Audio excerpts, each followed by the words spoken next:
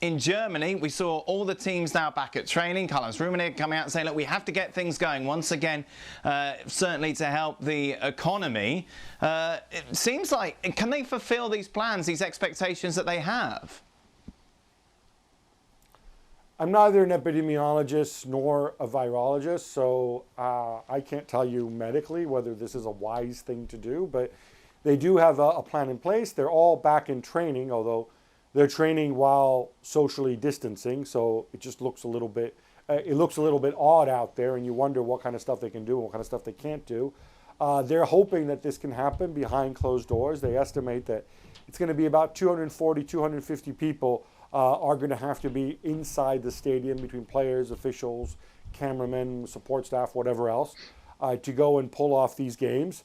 They're going to test people before and after. Look, on paper, they're very confident. They say they have plenty of tests, they have plenty of capacity. I think the concern is what happens if somebody tests positive in the middle of this mess. Do you then go and shut everything down again? But equally, you have to, I think, make plans going forward.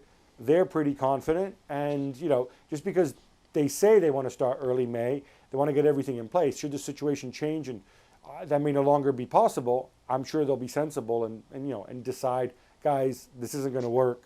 Let's push it back a couple weeks. Dan, first and foremost, Heinz-Rummenigge is not in a position to be telling people when they need to get on with things. That's for sure.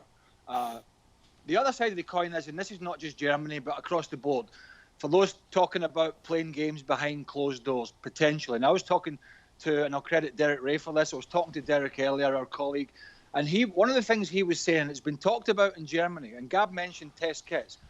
If you have, say, the 250 or so people at each ground for these behind closed door games, those people don't have to be tested that day. They have to be tested every day leading up to that game and every day after that game until the next game. That's for every club, for every ground.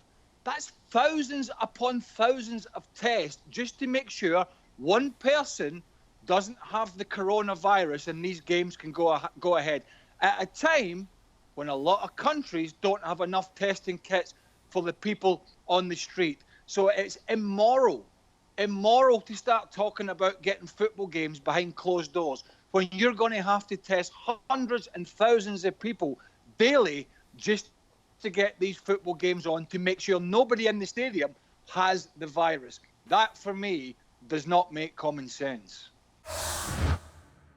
Well, thank you very much for watching ESPN on YouTube. For more sports highlights and analysis, be sure to download the ESPN app. And for live streaming, premium content, and let's not forget as well, ESPN FC 7 days a week. Subscribe to ESPN+.